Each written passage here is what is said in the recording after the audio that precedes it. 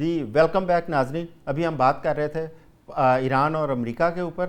اب ہم پاکستان کے اندرونی معاملات کے اوپر بھی ذرا گفتگو کرتے ہیں. بریگیڈیئر فاروق حمید صاحب، پاکستان کے اندر جب دنیا کے اندر جب پیٹرول کی قیمتیں بڑھتی ہیں تو پاکستان میں اس کی ریشو بہت زیادہ ہوتی ہے. ہم اپنے خطے میں ہی دیکھ لیں تو انڈیا میں 3% قیمتیں بڑھی تھیں، بنگلہ دیش کے اندر 14.5% بڑھی اور پاکستان کے اندر اس وقت 62% قیمتیں بڑھ چکی تھیں. آج پاکستان میں ایک عجیب و غریب فارمولہ بنایا گیا ہے پیٹرول کی قیمتوں کا. روزانہ کی بنیاد پر اوگرا جو ہے وہ رات کو قیمتیں بڑھا دیتا ہے، اور میں اس پہ تھوڑا سا ڈیٹا آپ سے شیئر کرتا ہوں.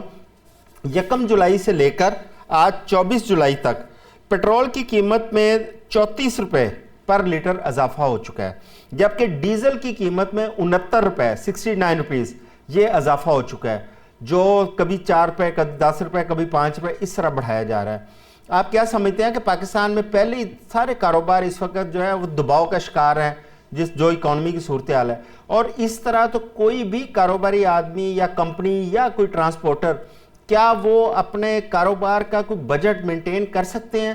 کیا یہ طریقہ کار ٹھیک ہے روزانہ قیمتوں میں بڑھانے کا؟ دیکھیں عالم چودھری صاحب، یہ بہت انسرٹنٹی کریٹ کر دی ہے آن اے ڈیلی بیسس. جتنا آپ نے کہا تمام انڈسٹری میں، بزنس سیکٹر میں، پیٹرولیم سیکٹر میں، عام آدمی کے لیے کہ وہ یہی سوچتا رہتا ہے کہ بھی آج رات کو پتہ نہیں کتنا بڑھ جائے گا اور پیٹرول. ٹھیک ہے نا. ایک تو یہ میں سمجھتا ہوں کہ یہ اس کا نیگیٹو افیکٹ زیادہ ہے، سائیکولوجیکلی یہ لوگوں کو افیکٹ کر رہا ہے، اور غالباً گورنمنٹ کو یہ پالیسی ریویو کرنی پڑے گی. میں 2 انٹرسٹنگ چیزیں آپ سے شیئر کرتا ہوں. جی. پہلی یہ ہے کہ ہمارے محترم فیڈرل منسٹر صاحب 2 دن پہلے ٹیلی ویژن پہ تھے. وہ کہہ رہے تھے کہ ہم نے اس لیے یہ کیا ایک سوال کے جواب میں کہ جناب وہ جب ہم کرتے ہیں ویکینڈ کے اوپر تو پھر لوگوں پہ بڑا پریشر ہوتا ہے، 1-1.5 دن پیٹرول جو ہے ملنا بند ہو جاتا ہے، لوگوں کی لائنیں لگ جاتی ہیں. ہم اس چیز کو اوائڈ کرنا چاہ رہے ہیں. اور دوسرا یہ کہ ہمارے محترم صدیق جان صاحب نے آج ایک بڑی عجیب پوسٹ لگائی ہے، اور میں صدیق جان کو آپ بھی کہہ رہے ہیں اچھا ایک کریڈیبل شخصیت ہے اسلام آباد میں.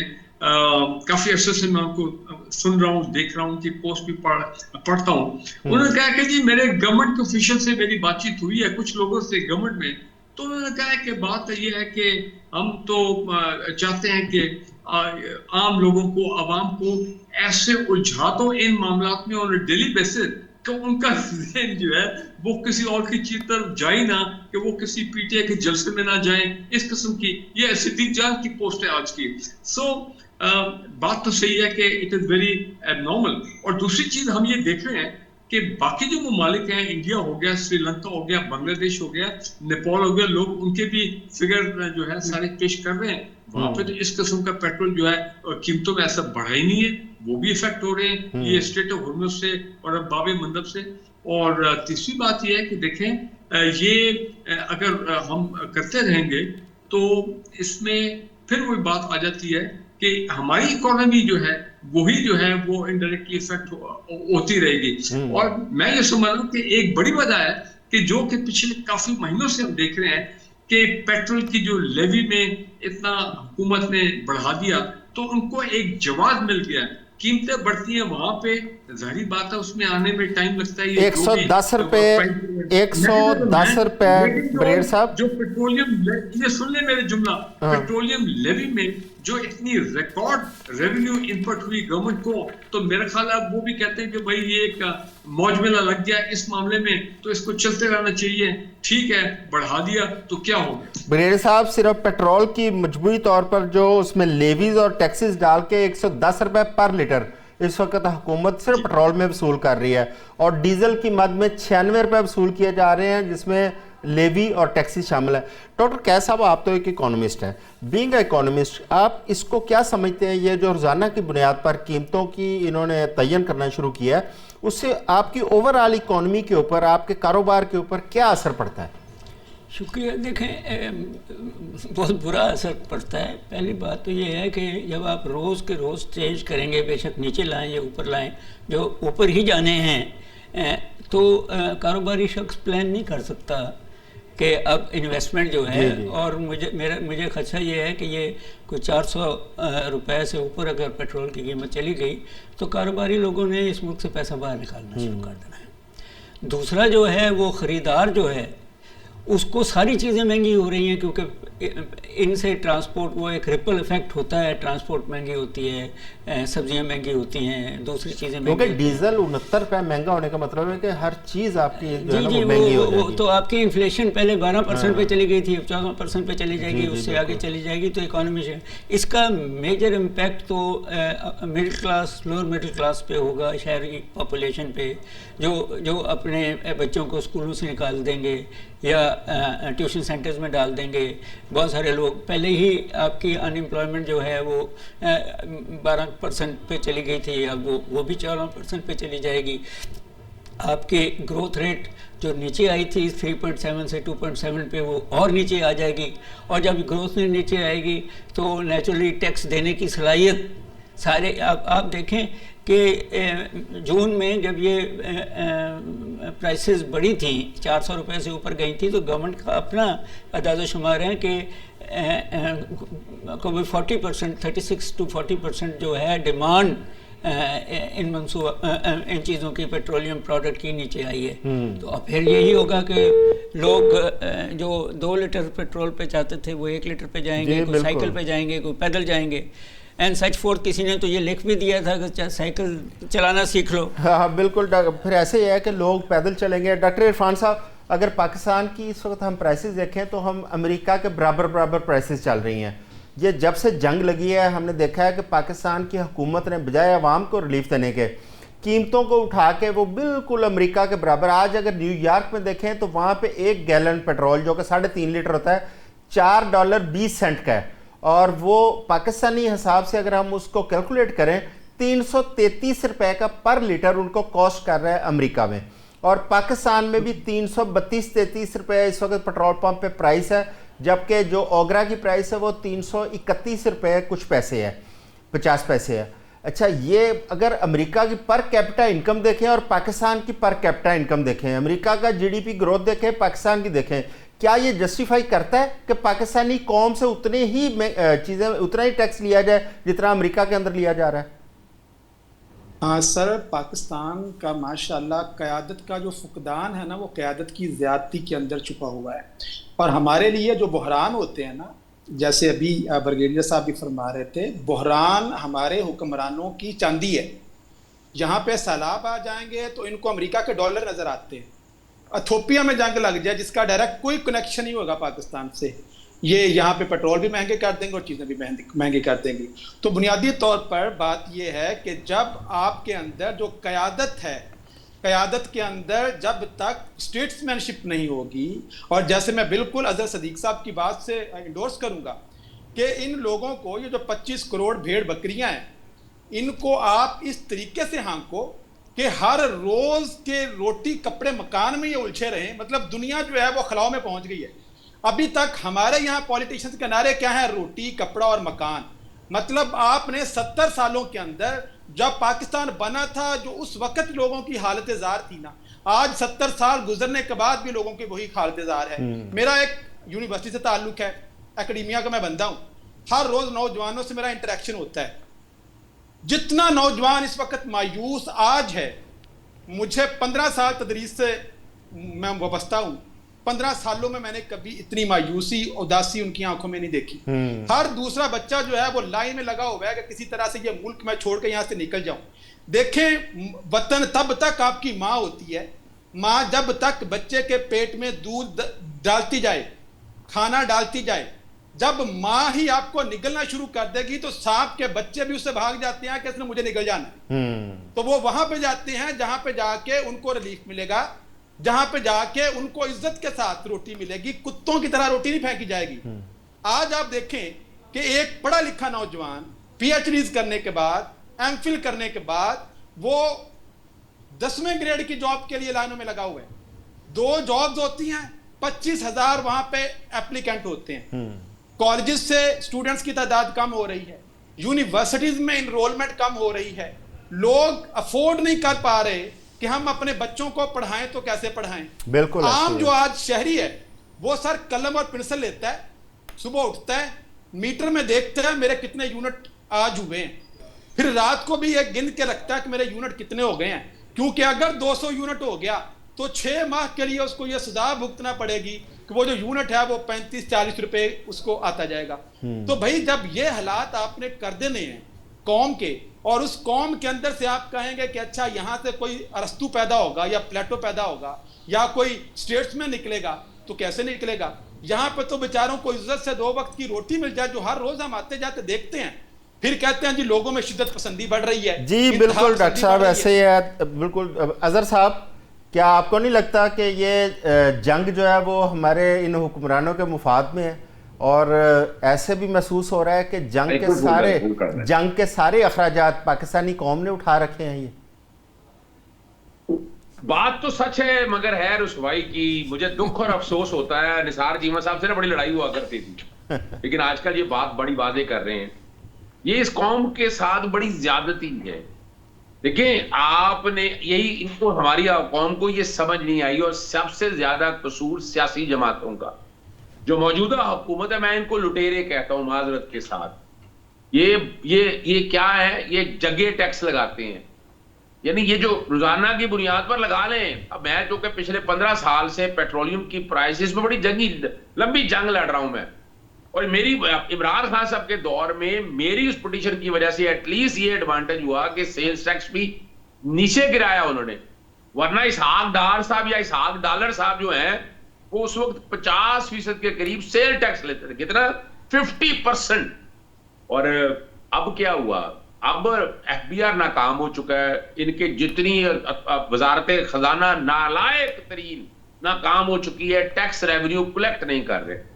یہ جنگ کا تو پاکستان پہ بتا دیں, کوئی ایک بتا دیں کہ پیٹرولیم کی پرائز کا پاکستان پہ کیا امپیکٹ ہوا. کمپیئر کرنا ہے نا, آئیں انڈیا کے ساتھ کمپیئر کریں, بنگلہ دیش کے ساتھ کمپیئر کریں, سری لنکا کے ساتھ کر لیں, افغانستان کے ساتھ کمپیئر کر لیں. ڈوب مرنے کا مقام ہے. اور وجہ کیا ہوئی ہے؟ ان سیاسی جماعتوں نے اپنے لیے سپیس خود ختم کر دی ہے. وہ میں بتاتا ہوں آپ کے لیے, ذرا سمجھنا ہے اس بات کو. روزانہ میں کوئی حرج نہیں ہے, لیکن اصل جو بات سمجھنی ہے کہ وہ جو پیٹرولیم ڈیولپمنٹ لیوی جگہ ٹیکس جو ہے وہ 110-12. اب کمال کی بات ہے, بڑی شفافیت کی بات کرتا تھا. ویسے تو اس کو ہمارا دوست ہے, بھائیوں کی طرح سے ہے اپنا احمد پرویز, لیکن دکھ ہوتا ہے, استعفیٰ دے دینا چاہیے اس کو.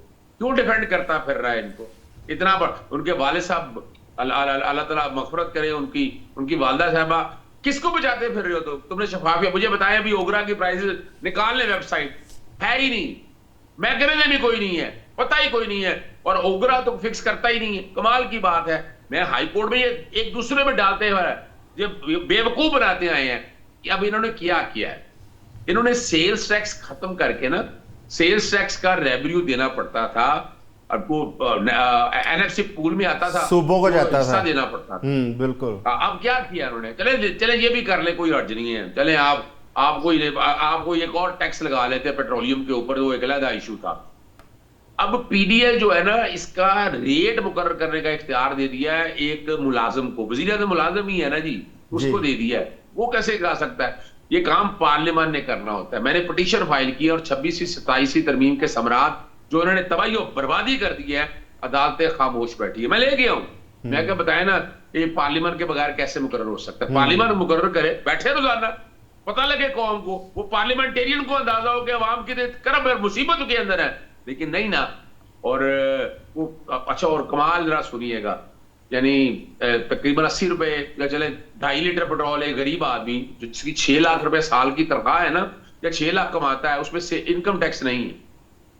اس پہ کیا دے گا؟ روزانہ کے تقریباً آپ سمجھ لیں کوئی اپنا 300 کے قریب دے دے گا. P D L 3 litre petrol لگتا ہے تو 8,000 روپیہ مہینے کا, اور 1 لاکھ روپیہ وہ غریب آدمی جس کو کھانے کو روٹی نصیب نہیں ہے, 1 لاکھ روپیہ زبردستی نکال رہے ہیں اس کی جیبوں کے اندر سے. وہ 6 لاکھ میں سے 1 لاکھ روپیہ دے رہا ہے. 1 لاکھ روپیہ ظلم, یہ دیکھیں. اور اس پہ معذرت کے ساتھ پاکستان تحریک انصاف دکھ آتا ہے, گھر بیٹھی ہوئی یار, کیوں بیٹھی ہوں گھر یار, وہ کس لیے بیٹھے ہو؟ اظہر صاحب تحریک انصاف نے اپوزیشن کا جو رول تھا وہ رول بالکل نظر نہیں آ رہا ہے اس وقت. حالانکہ تحریک انصاف کو جتنی پاپولیرٹی ملی, اگر وہ اپنا عوامی مفاد میں اپوزیشن کا رول نبھاتے تو شاید اس قوم کو اتنی تکلیفیں برداشت نہ کرنا پڑتی. چیمہ صاحب, آپ تو ایک عوامی نمائندے اور گراس روٹ لیول تک آپ کے رابطے ہیں, اور لوگ آپ کو ظاہر ہے آپ مسلم لیگ نون سے آپ کا تعلق ہے, لوگ حکومتی پارٹی کا نمائندہ بھی آپ کو سمجھتے ہیں اور وہ آپ سے سوال بھی کرتے ہوں گے یہ پیٹرول پہ, یہ مہنگائی پہ. تو چیمہ صاحب یہ حکومت جو ہے اس نے جو فارمولہ اس وقت لگایا ہے اوگرا والا, کیا اس کی کوئی جسٹیفیکیشن ہے روزانہ کی بنیاد پر قیمتوں کے اتار چڑھاؤ کی؟ اس میں ظاہر یہ ہے کہ میں بالکل اتفاق کرتا ہوں, اور بڑی بدقسمتی کی بات ہے کہ پیٹرولیم مصنوعات کی قیمتیں جتنی پاکستان میں بڑھی ہیں خطے میں کسی اور ملک میں نہیں بڑھی. ایسا نہیں ہونا چاہیے تھا, اور یہ ہماری حکومت بر وقت اس کی پلاننگ نہیں کر سکی. میں جو بڑا اہم جو نقطہ یہاں بیان ہوا ہے کہ جی لوگ مایوس ہو رہے ہیں, نوجوان مایوس ہو رہے ہیں, ابھی ایک مہمان فرما رہے تھے, اور میں ان سے بالکل اتفاق کرتا ہوں. دیکھیں بات یہ ہے کہ قوم کی مایوسی یا نوجوانوں کی مایوسی, ان کی بنیادی وجوہات کیا ہیں؟ پہلی وجہ یہ ہے کہ لوگ سمجھتے ہیں کہ حکومت سازی میں ہمارا کوئی کردار نہیں ہے. جس کردار کو یعنی عوام کو یہ یقین دلانا پڑے گا کہ آپ جس کو ووٹ دیتے ہیں, آپ کی اکثریت جس کو ووٹ دے گی اسمبلی میں وہی جائے گا, اسی کو حق ہے. دیکھیں میں کئی بار کہہ چکا ہوں کہ میرے حلقے کے عوام کی اکثریت اگر میرے بجائے وہ میرے مخالف کو ووٹ دیتی ہے, اس پہ اعتماد کا اظہار کرتی ہے, تو مجھے اچھا لگے یا نہ لگے اسمبلی میں جانے کا حق میرا نہیں ہے, اسی کا ہے, میرے مخالف کا. یہ اس بات کو یقینی بنانا پڑے گا کہ جی عوام جس کو ووٹ دیتے ہیں اسمبلیوں میں جانے کا, عوام کی نمائندگی کرنے کا, حکومت سازی کا حق انہیں کا ہے. دوسری بات جو ہے وہ یہ کہ اگر کوئی کسی موقع پہ کوئی کسی کا ظلم زیادتی ہوتی ہے تو ظاہر ہے کہ اس کی نظر عدلیہ کی طرف اٹھتی ہے. عدلیہ کو مفلوج کر کے رکھ دیا گیا ہے یہ 26ویں 27ویں آئینی ترامیم کے ذریعے. یہ میں سمجھتا ہوں کہ عدلیہ کی آزادی کی بحالی کے لیے ان ترامیم کا خاتمہ ضروری ہے. تیسری بات جو ہے وہ یہ ہے کہ ہمارے سرکاری اداروں کے اوپر عوام کا کوئی اعتماد نہیں ہے. یہ ٹرسٹ ڈیفیسٹ جو ہے وہ ہر شعبے میں, صرف عدلیہ نہیں ہے, انتظامیہ ہو, پولیس ہو, ہر جگہ یہ ہے کہ کوئی کسی کا اعتماد نہیں ہے سرکاری اداروں پہ.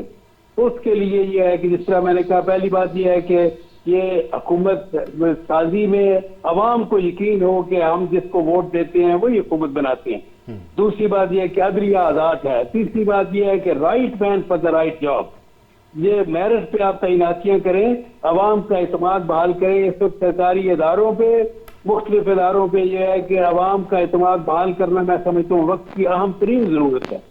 اس کی طرف تمام سیاسی قیادت کو بشمول پی ٹی آئی کی قیادت کے مل بیٹھنا چاہیے اور ملک اور قوم کے مفاد میں فیصلے کرنے چاہیے. بہت چیمہ صاحب بڑی حقیقت پسندانہ اور بڑی سچ پر مبنی آپ نے باتیں کی ہیں. اور جو سیاسی جماعتیں, میرا خیال ہے کہ اس قسم کے جو سیاسی رہنما یا کارکن ایسی باتیں کرتے ہیں تو سیاسی جماعتوں کو شاید وہ پسند نہیں آتے اور ان کے اوپر تنقید شروع ہو جاتی ہے. یہی ہم پی ٹی آئی کے اندر دیکھتے ہیں کہ وہاں پہ ایک ٹرولنگ کا سلسلہ وہاں پہ اسی طرح شروع ہو جاتا ہے. ڈاکٹر عرفان صاحب, ابھی حکمرانی کی بات کی چیمہ صاحب نے, اب انتخابات کا ٹائم آ گیا ہے کشمیر کے اندر. 27 تاریخ کو وہاں پہ پولنگ ہو رہی ہے. اچھا, کشمیر کی اوورآل صورتحال یہ ہے کہ وہاں ابھی تک جو ان کی جوائنٹ ایکشن کمیٹی ہے اس کا دھرنا جاری ہے. اچھا, مذاکرات بھی ان کے چل رہے ہیں لیکن مذاکرات کی اپڈیٹ نہیں آ رہی ابھی تک, نہ حکومت کی جانب سے نہ اس جوائنٹ ایکشن کمیٹی کی جانب سے. اچھا, وہاں پہ انٹرنیٹ بھی بند ہے, وہاں پہ خوراک کے ٹرک بھی نہیں جا پا رہے, ان کو بھی روکا جا رہا ہے, اور 2 دن بعد وہاں پہ پولنگ بھی ہے. کیا سمجھتے ہیں کہ ایسے حالات کے اندر وہاں پہ انتخابات ہو سکتے ہیں؟ اگر ہوں گے تو کیا وہ عوام کا مینڈیٹ جو ہے اس کو تسلیم کیا جائے گا یا ویسے انتخاب ہوں گے جو 24 فروری کو پاکستان میں ہوئے تھے؟ سر, عام طور پہ جتنے بھی پولز ہیں, ابھی گیلپ کے بھی پولز آئے ہیں, آپ ذرا دیکھیں کہ لوگوں کی آپ کے پولیٹیکل جو پروسیس ہے اس کے اوپر کتنا ٹرسٹ ہے. پوری دنیا کے اندر جو انٹرنیشنل اکانومسٹ انڈیکس ہے نا, اس کے مطابق پاکستان جو ہے وہ اس وقت ہائیبرڈ سسٹم سے اب اتھارٹیرین سسٹم کے اندر داخل ہو چکا ہے. جو نئی سکورنگ آئی ہے اس کے مطابق اب پاکستان میں ہمارے مختلف وزراء اس بات پہ بڑے خوش ہوتے تھے کہ اب ہائیبرڈ سسٹم ہی پاکستان کے لیے سب سے آئیڈیل سسٹم ہے. اب آپ ہائیبرڈ بھی نہیں رہے ہیں, اب پاکستان کے اندر ایک اتھارٹیرین سسٹم ہے. اچھا, آپ یہ دیکھیں کہ جس ملک کے اندر میڈیا کیا امارت بنا دینے سے وہ عدالت کہلائے گی, क्या किसी इमारत के ऊपर पुलिस स्टेशन लिख देने से क्या वो पुलिस स्टेशन बन जी जाएगा? डॉक्टर साहब, मेरे पास ना आज टाइम बड़ा शॉर्ट है और मैंने कश्मीर के ऊपर बात करना चाह रहा हूँ अजहर सिद्दीक साहब से और चीमा साहब से। तो इन शॉर्ट मैं मादरत के साथ ब्रिगेडियर साहब आपसे और डॉक्टर कैस साहब से, मैं अजहर साहब, इस वक्त दो पार्टियों की जानब से एक दूसरे पे ऊपर बड़े हमले हो रहे हैं। नवाज शरीफ साहब पीपल्स पार्टी के ऊपर और बिलावल साहब मुस्लिम लीग नून के ऊपर हमले कर रहे हैं, जबकि नवाज शरीफ साहब कश्मीर की तरक्की की बात कर रहे हैं और बिलावल साहब वहाँ पे अवाम की हाकमियत की बात कर रहे हैं। क्या ख्याल है कि वहाँ पे इंतखाबात को आप किस तरह देख रहे हैं? अच्छा, पहले तो बताइए ना, कौम अब बेवकूफ नहीं बनने वाली। ये क्रेडिट जाता है इमरान खान को या पाकिस्तान तहरीक इंसाफ को, उन्होंने नंगा कर दिया। वो आप सुना नहीं करते थे मोदी का जो यार है गद्दार है, पेड़ फाड़ के पता नहीं कहां से घसीट कर। अच्छा, अजहर साहब तहरीक तहरीक इंसाफ को बेशक वहाँ पे अदालत ने एज ए पार्टी इजाजत नहीं दी, लेकिन आजाद उम्मीदवार खड़े करती, तहरीक इंसाफ भी वहाँ पे अपना किरदार अदा करती तो ज्यादा बेहतर नहीं था? नहीं, मैं इत्तेफाक नहीं करता इस बात से। आज अगर मोहतरमा बेनजीर भट्टी हो तो मोहतरमा बेनजीर भट्टो साहब जिंदा होती तो ये कभी ना करने देती। वो किस बात का इलेक्शन लड़ना है अकेले? और याद रखिएगा, गिलगित बल्तिस्तान और आजाद कश्मीर के सियासत के डायनेमिक्स ही और हैं। यानी वहां जो एक तो हुकूमत वक्त या बाकी चीजों को एक तरफ रख लेना, यानी यहाँ अगर तो आजाद हो, आप अंदाजा लगा लें कि वहां भी सिंबल नहीं मिला, आजाद कश्मीर में मिला। ये तो सियासी जमातों के डूब मरने का मकाम है ना। वो भी सियासी जमातों का अगर वजूद तुम इस तरह करोगे तो ये मिसाक जमहूरियत आखिरी 1-1.5 मिनट मैं चीमा साहब को इसमें शामिल करना चाहूँ। चीमा साहब, एक बात खत्म कर दूं, एक बात। देखिए, मैं तारीखी तौर पर क्या बैठा हूँ कि शहबाज शरीफ के जाने की बारी है। पीपल्स पार्टी ने हुकूमत, ये मैंने वक्त से कह दिया था कि गिलगित बल्तिस्तान में और आजाद कश्मीर में उन्होंने बनानी है।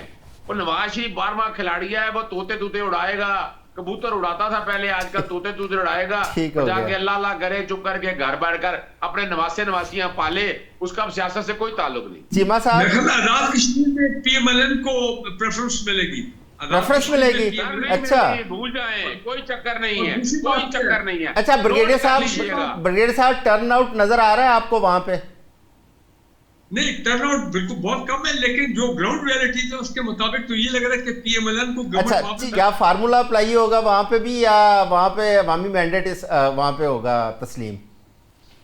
जो इस वक्त ग्राउंड रियलिटीज चल रही है हमारे इलेक्शन सिस्टम में, वही फॉर्मूला होगा। और मैं देख रहा हूँ कि पीपल पार्टी जो है वो तो मैदान छोड़ के चली गई है और पीएमएलएन जो है वो वहां पे डोमिनेट करने की कोशिश करिए, जो भी थोड़े बहुत लोग वहां पे रहे। अच्छा, ब्रिगेडियर साहब, अगर आपकी पार्लियामेंट जो है, आपकी इस बात को ब्रिगेडियर साहब इस बात को मद्देनजर रखें तो फिर तो अकेली पार्टी रख लेते हैं, नहीं, फिर तो अकेली मुस्लिम लीग नून रह गई ना, क्योंकि पीटीआई को इलेक्शन लड़ने नहीं दिया जा रहा और पीपल्स पार्टी जो है वो वैसे आप कह रहे हैं मैदान, जो फिर मुस्लिम लीग नून आपस में इलेक्शन लड़ेगी, आपस में मुस्लिम लीग। आज के लिए बस इतना ही कोशिश की हमने। ईरान और अमेरिका के जो इस वक्त मामला चल रहे हैं उसके ऊपर भी थोड़ा सा गुफ्तगू की जाए। इसके साथ साथ पाकिस्तान और कश्मीर के जो अंदरूनी मामला तो उस पर भी हमने सैर असल को गुफ्तगू की। आज के लिए बस इतना ही। अपना ख्याल रखिएगा। अल्लाह हाफिज़।